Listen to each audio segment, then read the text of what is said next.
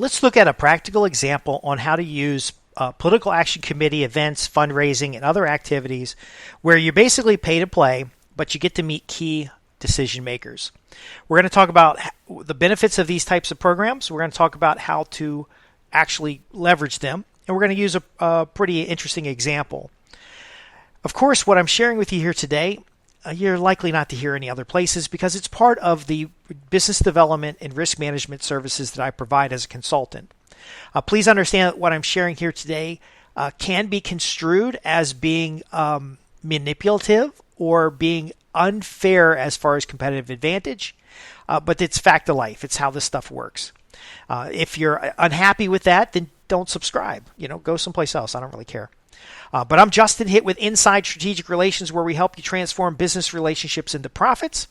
And the example that we're using here today is Xi Xing Ping, who's the president of China, the Communist Party in China, is coming to visit Joe Biden, who's the president of the United States, in San Francisco. So a lot of things have been done to prepare that meeting. The area has been cleaned up. There's different conferences and events. And if you needed to meet Joe Biden or you needed to meet Xi Jinping in order to gain influence or to position yourself as a certain type of expert or to be seen in an environment, and we'll talk about the benefits of those things, you can do so by paying $1,000 to attend a dinner with Xi Jinping, or $40,000 to meet with Xi Jinping directly. Now, yes, this is how political fundraising works. You can pay money to meet Donald Trump. I paid money to meet Tony Robbins, Donald Trump, Dan Kennedy, all kinds of people that I respect in the marketplace.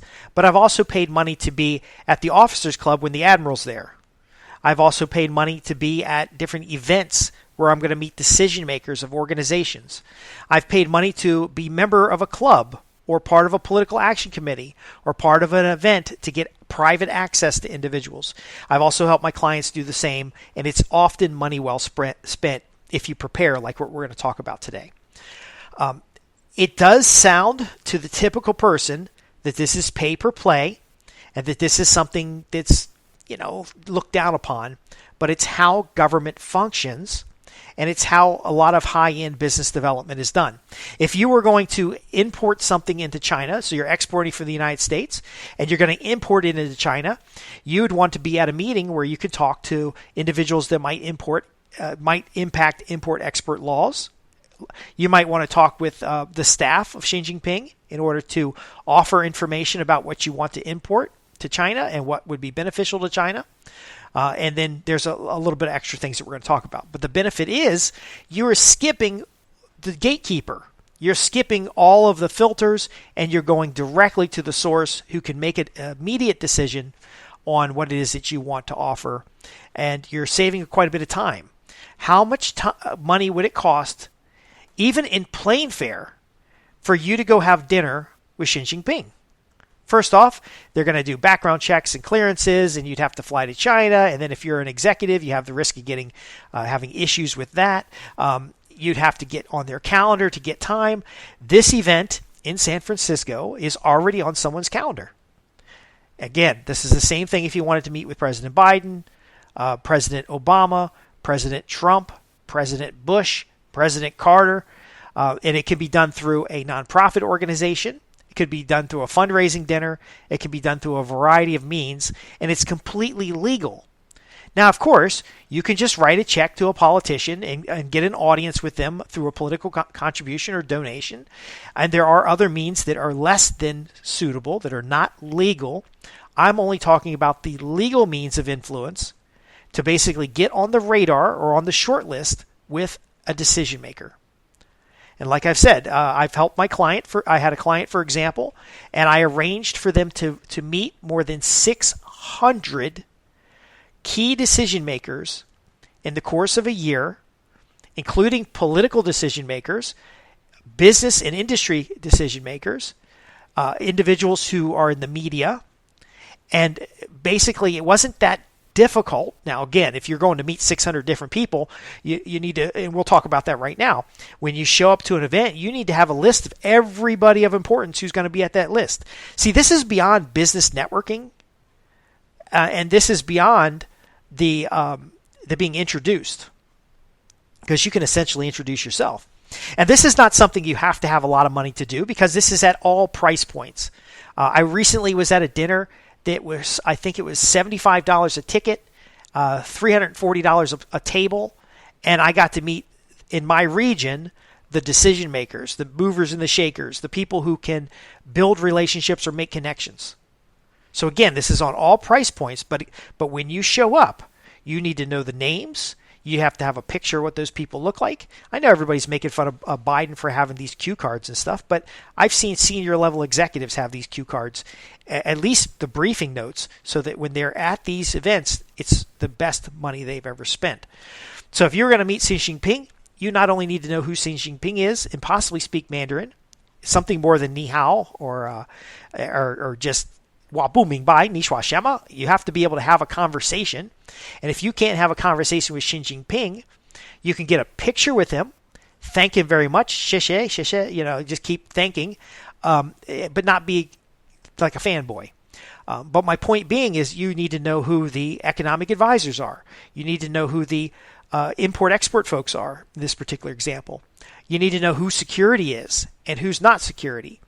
For example, I was at an event, and there was a senator at the event, and my client needed the senator to take care of a few things. I did not directly walk up to the senator. I identified the liaison. I had a prepared document. Now, I wrote it down right there, nice and neat. I went over to the liaison, and I had my business card clipped to a letter, handed it to the liaison, requesting what I was looking for, or at least to further the conversation, and then I left. I didn't try to shake their hand. I didn't interrupt their meeting. I didn't try to get a selfie with them. I basically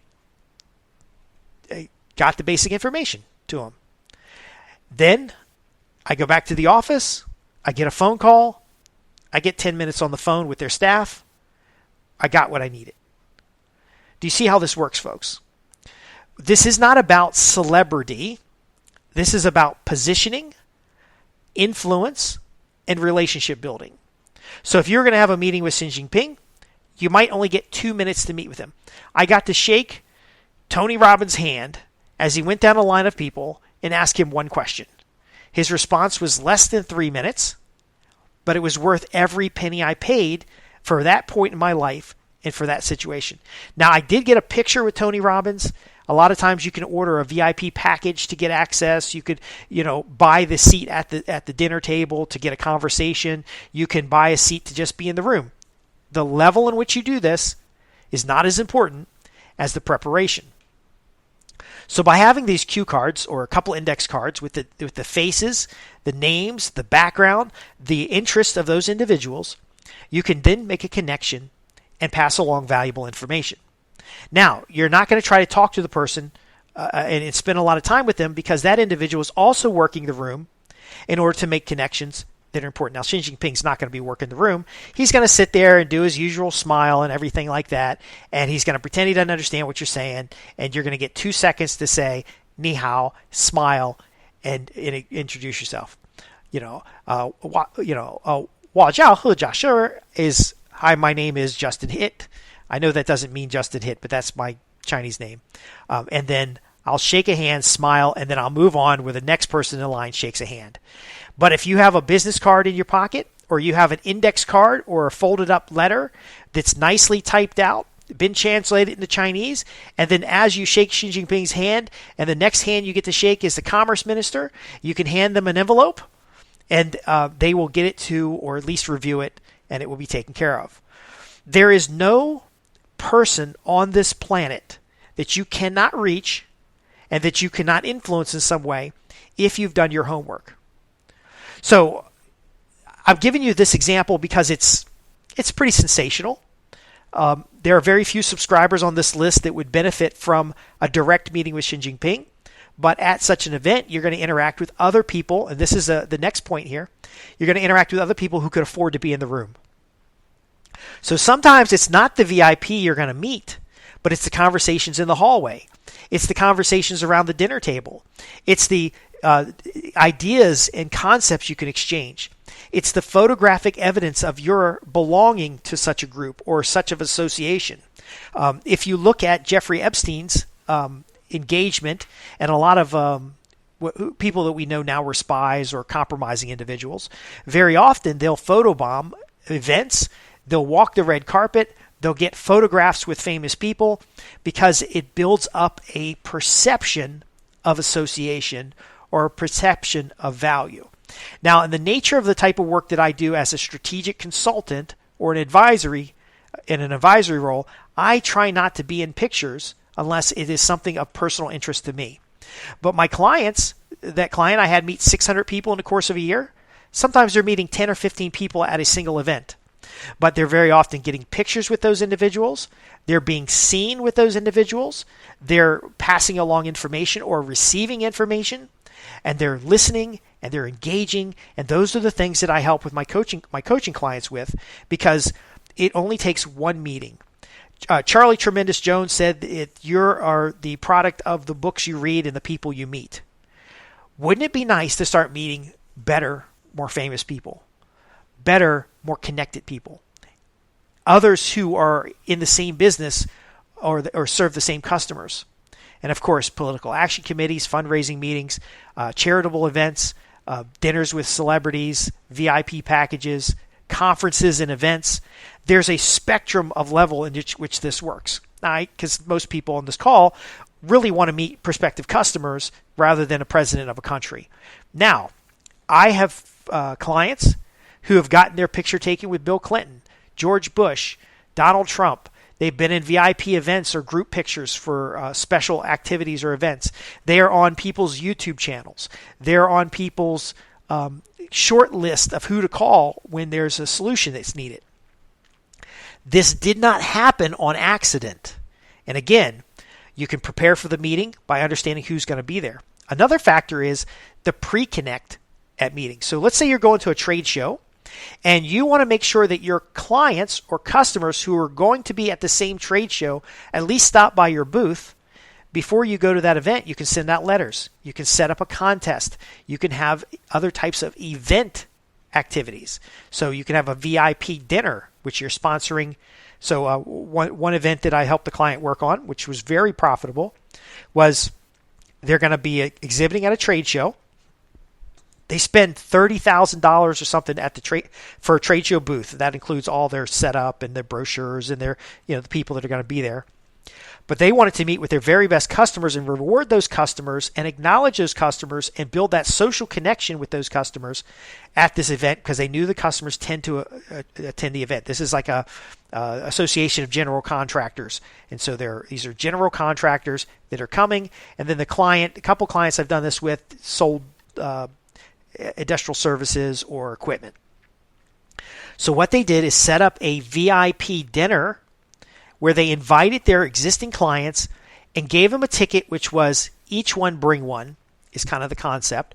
So they give 2 VIP tickets to the people in the company that are clients, paying clients, and then they ask them to give the names of other people who should attend the dinner who are not yet clients. Now, of course, that's not the language we use on the invitation, but essentially we want the customer to bring their friends for a free meal, to hear a very short presentation, but basically to end up on the mailing list of the company, because those individuals are pre-qualified to purchase the product or service. And so we're looking at $30 a plate, I think was the total all-in costs. Your prices will vary. But the key point here is that if you have, they have a maximum number of people they can bring. And so if there's the 2 principals, which are our existing clients, and then there are 3 guests, that's 5 people. 5 times 30 is, $150 per table? Now, you can use sponsorships and everything. This is in my event marketing program. But essentially, you now have, for every customer in the room, at least 1 prospect on your list.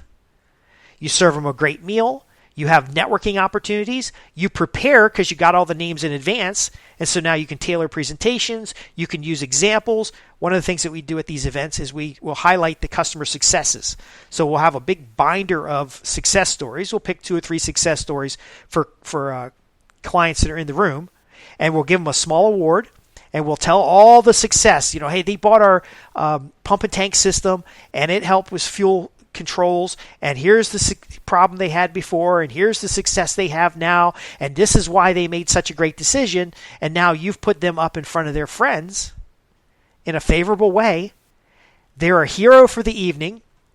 We've built their esteem. We've given them a sense of belonging. We've praised them for their good decisions. What do you think those guests in the room are going to do? Well, of course, they're going to see your company in a favorable light. So whether you're attending someone else's event, because Xi Jinping doesn't attend a dinner unless he thinks it's going to be beneficial. Right now, China is looking for more imports, and then, of course, they're always looking for new markets to export. And so it's a trade dinner. You might think it's beyond you to hold one of these events. You might think it's sleazy. You might think it's out of taste. But presidents of countries hold these events more often than you might know. But at any level, whether you're a small business or a large business, and I'll give you a small business example here shortly, these types of events connect people, help you better understand your audience, help you make associations and build relationships, and then ultimately close sales. So my client was in, worst case for a table, $150.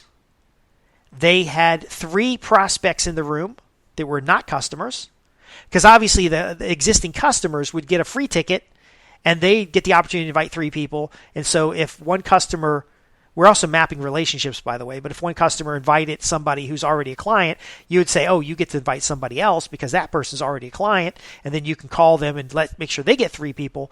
But essentially the worst case per table, you're in $150. The existing client, because they were praised and highlighted and they were given a good time, they are going to be more likely to keep buying. So you'll recover the $150 on their next purchase. These 3 new prospects give you an opportunity to invite new people. Now, those are single tickets. So they can, that your client can decide whether they give 3 tickets. And by the way, your client will give the tickets out according to their benefit. And see, this is no different than giving away race tickets or giving away VIP suites at an event or setting up a luncheon. But any one of those 5 people who did make a decision to buy from you will recover the $150 a table.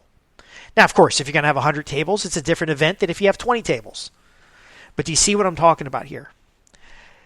Buying access works for you, and it works for the individual who's hosting the event. I'll leave you with one more example. So as a sales professional, I'd go to a restaurant that has a room, a side room, and I'd say, look, what does it take to rent your room? I'm going to have business luncheons here that are going to include a small talk and then sharing of a meal, and I'm going to pay for everything. And so what does this cost? And typically for $15, whatever an entree price is, was the maximum I would pay for a room, and then I would work on getting 10 to 15 people in the room. Again, it's a combination of existing customers and prospects. And so as a salesperson, I would have everybody show up at the same time. I would do a brief welcome and I'd have a little mixer going. So there'd be free drinks or they'd be appetizers, and they would network with each other. And then I would have the meals served. Everybody would be in and out in under an hour. Now, some people would stay longer, but I would introduce myself. I'd welcome all my guests. I'd give them the reason for being there. Now, again, the reason can be because I just want to help build better networks in our community. It could be we're recognizing somebody who's done something incredible. It could be I wanted to treat my best customers to a little reward, and then a few guests are here that can see what everything's all about. It's never like a pitch. It's really like goodwill. They're in and out in an hour. I build a mailing list. So let's say I'm paying $19 a seat for the meal. All in, $19 a seat for the meal. But I'm getting a name on my list. This is no different than a $19 cost per lead. I could then follow up with everybody who's in the room. I can shake hands. I can meet people. Now I'm eating lunch too because my company's usually paying for this. My client's usually paying for this. And so, you got to eat. Also, you can't stand around and talk to people while they're eating. It irritates people. But the people in the room also start making these connections. You can start mapping relationships. And then even as a salesperson, you can recover this. So let's say it's $20 a head. You have 10 people in the room. You do this once a week. Invite different people every week, by the way. You now have $200 a week, and you're starting to build relationships. You're starting to build a list. It does require some homework. I've described the getting started homework. There's some more strategic things that you can do.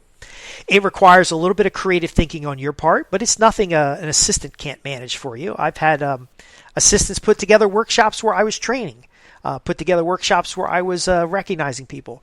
There's different models you can use, and that's, of course, in my event marketing program. But when we coach for clients, we often find that they'll one-off one of these events. And this is the biggest takeaway.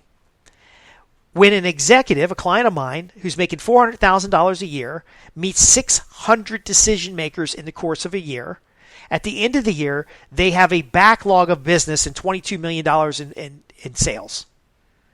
They might have received $1 million or $2 million in new business. You don't have to already be rich to have dinner with Xi Xing Ping if you can scratch together $1,000 in a plane ticket to San Francisco. Now, capturing the photograph, capturing the evidence that you were there, having a good reason to be there, having the homework done in advance, and then, of course, after the meeting, having the follow-up done properly is magical. So I would have a luncheon, have 10 people at a luncheon. I paid for their lunch. They got to meet each other. It was a mix between clients and prospects. And then I would follow up with thank you notes. And I would follow up with the prospect newsletter. And I would follow up with anything that came up during the conversation. I might re-invite some people. I might never invite some other people. But ultimately, it was a solid way to build business relationships, to build influence, to demonstrate your value and expertise, to put you in front of buyers in a marketplace, to position yourself as an expert, to demonstrate your credibility, to build authority in a market. This is something that is so powerful. It is strategic relationships. If this is something you'd like to do in your professional business and something you'd like to do to grow a high-ticket service or sale, then immediately visit www.insidestrategicrelations.com. Either become a paid subscriber or join us on a coaching program, or ask your questions on the contact page at www.insidestrategicrelations.com. I can show you how to turn over that $1,000 tuition, that $40,000 ticket, hundreds of times in the course of a year. Even thousands of times in the course of a year, depending on your product and service and how comfortable you are with these types of things. But I'm somewhat of an introvert, and I still manage to get 10 friends in a room. If 5 of the people are your existing clients, you already know the people, and if they bring 5 more people who are friends, you now have a larger list to market. You could literally do this as a salesperson off of commissions. But again, if you have the leverage, if you have a company, I could do like I've done a lot of clients of mine, and you could actually just go out and do the tour. And so I had another client that basically went to they had offices all over the United States, and they would just go from office to office, and we'd have meetings lined up, and we'd have events lined up, and he'd end up in the newspaper with big spreads about the new activities that are happening. And then whenever he met Congress people and senators and local political leaders, there was the right crew there so that we got all that evidenced and documented. And now they have billions of dollars in business. Now, again, I didn't create the billions of dollars in business for them. They took foundational information and resources on building business relationships and connecting with the right people at the right time with the right follow-up, and they turned that into a massive organization. Now, we have strict confidentiality because there are times where you might meet with an individual where that individual does not want any publicity. And there's an appropriateness of, you're just not grabbing selfies with people. And then there's also some social and psychological elements. So, for example, when I was working with a military contractor and we had people from Taiwan and Egypt and Israel and different people buying equipment, There are cultural aspects in here. So you don't put the Egyptians and the Israelis in the same room selling them product, because they'll fight over the price, or they'll not be as comfortable. But I have lessons that I've learned working with the French military, working with Canadian government and other places. So if you actually have $1 million ticket, we can also use these methods with you as well. But you're not going to put it in the newspaper that you just met with Senator so-and-so who's going to pass a law so that you can get your company in play. And I'll give you a practical example. You're not going to tell everybody that your lobby group met with Biden and his staff in order for them to follow up with an AI regulation through an executive order. But that did happen. The AI lobby groups and the existing established AI companies have asked the government to protect, air quotes again, protect citizens, and then there's new changes in law. That is a thing, and it's a thing that we can facilitate or help you facilitate, but it's the appropriateness must be vetted, and you must have the value to deliver. I'm Justin Hitt with Inside Strategic Relations. I don't want to go too depth into this. We can talk in a private conversation. You can visit me at www.insidestrategicrelations.com. But you would be shocked how many opportunities there are to meet with decision makers, and how many opportunities you have to level up with greater influence, greater authority, and greater control in the marketplace through business relationships that are profitable. I'll see you in the next podcast.